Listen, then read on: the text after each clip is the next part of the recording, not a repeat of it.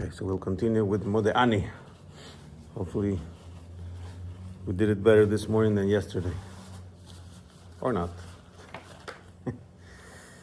Okay, there is a Sikha Maimar. There was an amazing thing that the Rebbe said in the 19th of Kislev, Yutes Kislev, 1965, called Inyana Shel Torah Chassidus, or the name they gave it is the theme or the essence of Chassidut, where the Rebbe explains what is the essence of Chassidut, and to help explain that, he uses Mode'ani. And the Rebbe explains that there are four levels where you can learn Torah, right? Pshat, Remez, Drush, and Sod. Pshat, the simple level. Remez, the allegories or hints. Drush is the Midrash, and Sod is the Kabbalah, the secrets of the Torah. And then he explains that really you can learn anything in these four levels. Any pasuk, any part of Torah you can learn in these four levels. And he said, let's learn Mode'ani in these four levels. And after learning Mode'ani in these four levels, he said, wait, but let's learn now Mode'ani in the level of Chassidut. Morning. And he explained that Chassidut, and I'm not doing justice, this has to be learned by itself. I'm going to focus on some of the Mode'ani ideas, but this is a sikha that deserves to be learned by itself inside.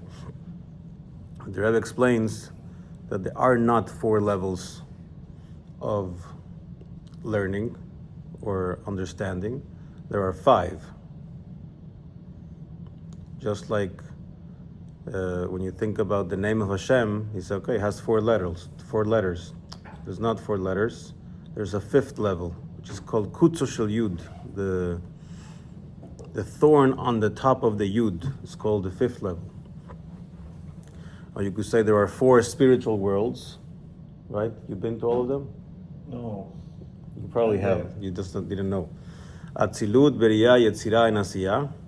But there's really a fifth level, which is above everything, the essence of Hashem, above the four levels. And there are five levels to the soul, not four. Nefesh, Ruach, Neshama, Chaya, and Yechida. And on the most special days of the year, we have five davenings, not four.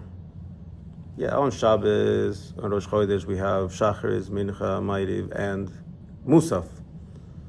But on Yom Kippur, we have Ne'ilah, fifth level, so on and so forth. So it says it's not four levels of learning Torah, there's five. And just like the fifth level in the other cases is an essential level, when you talk about the level of the soul called Yechida, it's the essence of the soul. When you think about the prayer of Ne'ilah in Yom Kippur, what is that? It's 35 minutes where you're not hungry anymore, you're flying, you're feeling things. It's like a whole other experience compared to the rest of Yom Kippur, Ne'ilah, with the Aron Kodesh open, and you finish with Shema Yisrael, and Hashem Elokim, and Baruch Shem Kol Malchus Le'olam Vaed, and the Shofar, and it's a whole other experience because we're dealing with the essence. Right? So the four worlds and the essence of Hashem, the four levels of the soul and the essence of the soul. The four usual prayers, and then the fifth prayer.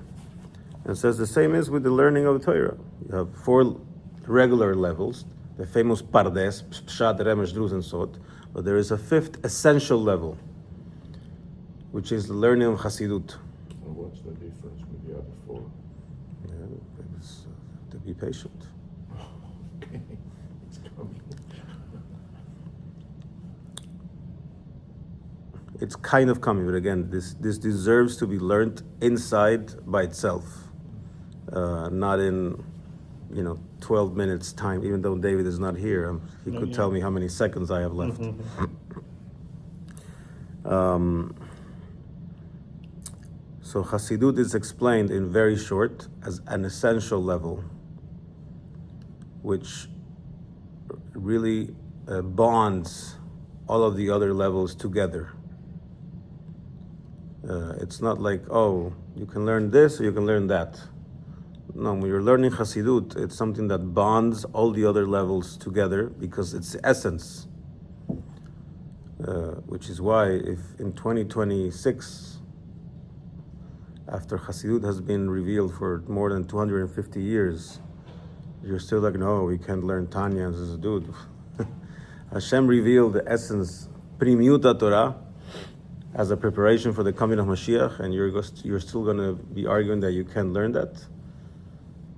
We would argue the other way. There's no way to take advantage of the opportunities that life gives you in 2026 without learning Chassidut. This is not to say that then you should learn Chassidut and not learn the other levels. That's not what Chassidut says. If you ever hear that Chassidut is saying, don't learn Gemara ever, just learn Chassidut, this is not true. By learning Chassidut, you should want more to learn Gemara. And then you can learn Gemara with the light of Chassidut as well, with more depth, more context. Anyways, if this sounds interesting, then we need to learn in Yana Shel Torah Chassidus. Of course, when you learn inside, it's more technical, but it's worth it. We're going to say more, but you're not going to get all your questions answered. But you hopefully will have more information about Modéani, which is the subject that we're talking about. It's interesting that it's not mentioned here. What's not mentioned here? Here. That was written a long time before Chassidut was able to be revealed. Even Sod wasn't revealed. Again, before the Arizal, Who was this rabbi? Rabbi Ishmael, he's from the times of the Gemara. I don't know. Before the Arizal, which was 500 years ago, the esoteric part of Torah was for special people. Nobody would have access to it until he said 500 years ago, now it's time to start revealing this. And slowly it started becoming more, I don't know if accessible, but more people learning it. Not Chassidut Soid, the fourth level, until finally the Baal Shem Tov came and Chassidut started to be revealed. But then, there's hundreds of Rashi Sichos, where the Rebbe analyzes a Rashi. And he always ends a Rashi Sicha with a section called Yeina Shel Torah, the wine of Torah. And he brings out a Hasidic idea from what Rashi said, which was already embedded in the exact wording and phrases that Rashi used. You learn any Rashi Sicha, it has that in there. So the Rashi learned Chassidut, did he just had Ruach HaKodesh? You can interpret however you want. It's interesting because we read in the, that is what the Rebbe says. I think it was the Rebbe in this parsha that commenting on how does it say? It says I showed Vayera to Abraham, Isaac, and Yaakov as El Shaddai. Ushmi Hashem lo nodati lahem. I didn't show my name of Hashem to the patriarchs. To Moshe, right? No, to the patriarchs. Abraham, Yitzchak, Yaakov. El Shaddai. Avaya, he showed to Moshe, not to the patriarchs. Yeah. Exactly. So those were revelations of Hashem. Yeah. And the Rebbe, I think, says that Chassidut was a similar type of revelation. That's it. Yeah. Hopefully Moshe knew some Chassidut. He should, because supposedly he learned the whole Torah. No, but they've also learned that Moshe was once able to go into the future and sit in a class with Rabbi Akiva, and he didn't understand anything. He's like, what is this? Is this still the Torah? But then he heard how Rabbi Akiva talked about Torah's Moshe, and then he realized that all of this It's inside the Torah. But I don't wanna. We want to learn that. We'll learn that. We have to come back to Modeh because we've done like two lines. So Modeh in 4 levels, so that we can then go to the 5th level. What does Modeh tell us in Pshat? It says all throughout the day we're saying brachot, we're saying blessings. And there are birkot hanehenin, there are blessings of enjoyment. You want to enjoy certain things from the world, you need to say a blessing first. Whether it's food, drink, smells, no, you have to say a bracha. And you have to say it before the enjoyment, right? Before you smell the besamim, before you drink the whiskey, before you eat your sandwich, you have to say the bracha, and then you can enjoy the world. And before enjoying life, we should have to say something, right? But we were asleep. So even though we just woke up and we're technically doing afterwards, but we have to say something because we're about to enjoy life itself. We got a new day. Remember what Ramendel Futerfa said? Every day for him was like the last day, and he was thankful that this was a new day. Now, technically, really, it's the bracha of Elokai Neshama, which is in Birkot HaShachar, right? After Modeh Ani, in the Sidur, you have Netilat Yadayim, then you have Asher Yatzar, because you went to the bathroom, and then you have Elokai Neshama, which talks about the soul that you gave me. You're thanking Hashem for the soul that He gave you. And it's an actual bracha, it says Baruch Ata Hashem, etc. So technically, really, it's Elokai Neshama, the bracha we should say when we wake up. And in fact, in Talmudic times, Modeh Ani did not exist. Modeh Ani has existed for 500, 600, 700 years. I don't remember exactly. Before that, it did not exist. They would say Elokai Neshama when waking up. They would say the bracha of Elokai Neshama when waking up. Baruch Ata Hashem HaMachazir Neshamot Lifgarim Metim, that you bring bad souls into dead bodies. Right? That is the bracha. That is exactly what we have to say. But it says nowadays, and for a few centuries now, we cannot guarantee. And remember, this is Pshat. You might have questions, but I heard this, or you heard that, but that is not Pshat. In Pshat, you cannot guarantee that your hands didn't touch anything they shouldn't have touched while you were sleeping. Technically, if you touch any part of their body that is usually covered, and you want to learn Torah, you want to say a bracha, you should wash. You should wash your hands. Obviously, if you touch your feet, your shoes, but even if you put your hand inside your shirt, because it's itchy, technically too. Even if you scratch your head inside the hair, it says technically as well. So I can't guarantee what I touched at night. I was sleeping. So because I can't guarantee what I touched at night, I just woke up, I can't say a bracha. I guess 1,000 years ago, I guess people could guarantee that they would know, no, I didn't touch anything. So they were able to say a bracha right away. But nowadays we can't. And so we cannot say the bracha of Elokai Neshama because it has Hashem's name. So you know what? Let's invent kind of a phrase we can say. It doesn't have Hashem's name, right? You see Hashem's name there in Modeh Ani? No Hashem's name. It's just a phrase saying thank you. You don't say who you're thanking to. You just thank you. Thank you. And tacitly not saying the Hashem's name. And then, good. Now we can say it right away so that we're not enjoying the world without thanking for it. And then when we're already dressed up and we wash our hands and this, then we'll say Elokai Neshama like a mensch. Yeah? So this is from Chassidut. This is Pshat. I didn't say anything Chassidut. This is Pshat. This is the simple understanding of Modeh Ani. Modeh Ani was invented so we can say thank you because our hands are dirty. Our hands are impure. Didn't you say that it's a recent adding? But before Chassidut, I said 500, 600, 700 years. So that is the simple understanding of what Modeh Ani is. If we go to Remez, the allusions, right? Remez, like if you want to think about Remez, is you have gematrias. When you think about, But this is not Remez about Hashem, because we are not mentioning him. no. We want to understand what this phrase has to do what it's alluding to. What are we alluding to when we're saying Modeani? Something that is not explicit.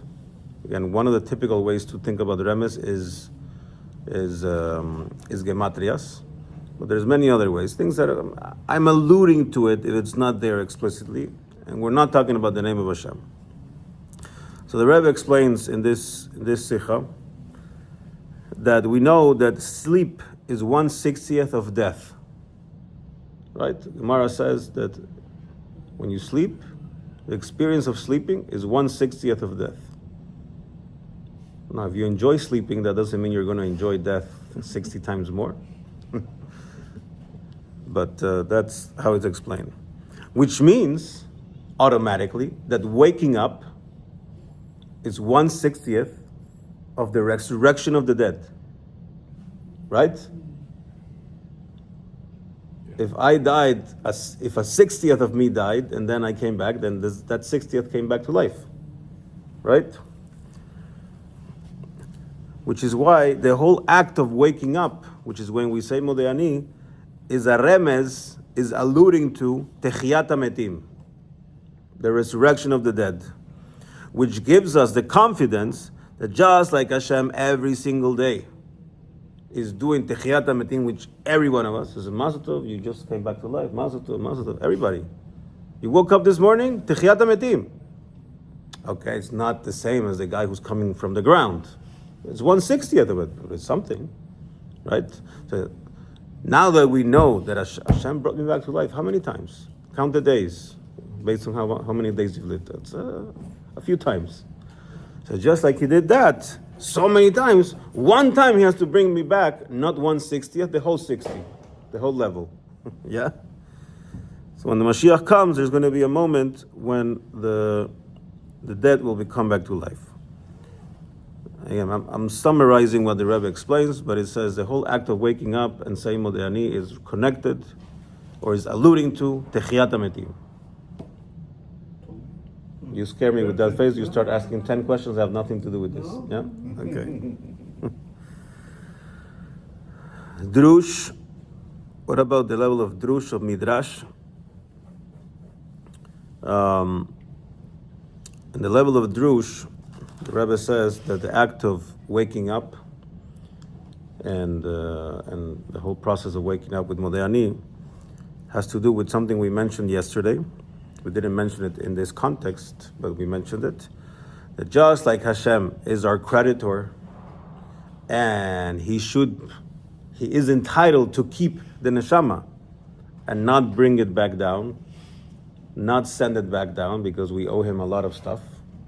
We owe Him a lot of money, bitcoins, intangibles, etc. But He still cleans it up and sends it back. So we should do the same with other Jews or other people that owe money to us. We should be as forgiving as that. What do you mean? Ask Hashem. If a Jew owes you money, and he tells you, can you watch this for me, my car or my bicycle? He says, I'm going to watch it, but I'm going to keep it because you owe me money, so I'll just deduct it from what you... So do you owe anything to Hashem? Yes. A little bit. Primero Dios. No? A lot. And you went to sleep last night, and he says, look, I can at least recoup a little bit of my investment. Not a lot, not the whole thing, but cut my losses. But He doesn't do that. He actually spends more money refreshing your neshama and sends it back to you. Says, let's see what he does today. Because I need him to do X, Y, and Z in shul. I need to do X, Y, and Z at work. I need to do this. So the whole act of waking up, the Midrash explains, reminds us that we should behave like that towards other Yidden. And finally, but not finally, in the level of Soid, I'm just going to say 3 words. When soy. Los secretos de la Torah. Okay. Kabbalah. The level of Soid is Kabbalah, Zohar, Tikkunei Zohar, Arizal, etc. In the level of Soid, I'm just going to say 3 words. Malchut with Yesod. If we learn inside the Sikha, we'll learn what that means. But the Rebbe explains how within Modeh Ani, we have an interaction of 2 Sefirot. The Sefirah of Malchut and the Sefirah of Yesod. The Sefirah of Malchut is easy to see because we say Melech Chai V'Kayam. We say Melech. The Sefirah of Yesod is also there. Again, we're not going to analyze what that means. Where the Rebbe goes, David is not here. Oh, it's actually It's 6:40. okay. You give me 10 more seconds. Okay. I don't have the seconds like he does. And so, what the Rebbe is going to do now is he's going to explain Modeh Ani from the Hasidic perspective, and then he's going to explain how the Hasidic perspective helps us really understand Pshat and Remez and Drush and Soid. And all I can say to get you excited for next week is that Pshat, which sounded like an anticlimactic explanation, Modeh Ani says, I'm dirty, so I can't say the real thing, so I'm just going to say this phrase, Modeh Ani. Chassidut is going to flip that on its face. Stay tuned.